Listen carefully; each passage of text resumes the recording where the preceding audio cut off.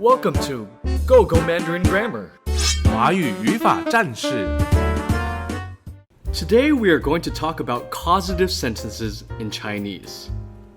A Chinese causative sentence is formed by using the characters 让 or 叫。 Here's a brief explanation of causative sentences. Causative sentences carry the meaning of asking somebody to do something.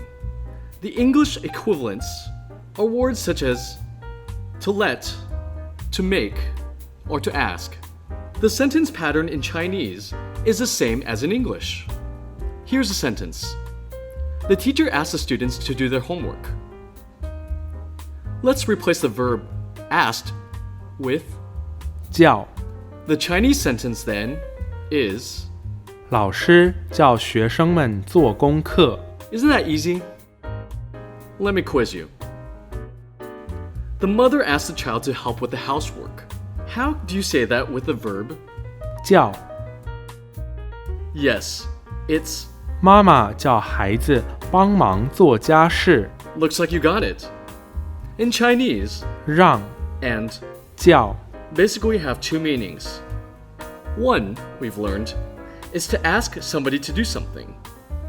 The other is to put someone or something in a particular state. The second usage is quite similar in English as well. For example, every time I watch movies, the main character dying always makes me sad. In Chinese, I would say, 主角死了总是让我很难过。 there's no difference between English and Chinese sentences. Isn't that right? Let's try this one. This is 小明 the exam made him nervous. Say the sentence in Chinese. That's right. 考试让小明紧张。什么让你紧张呢？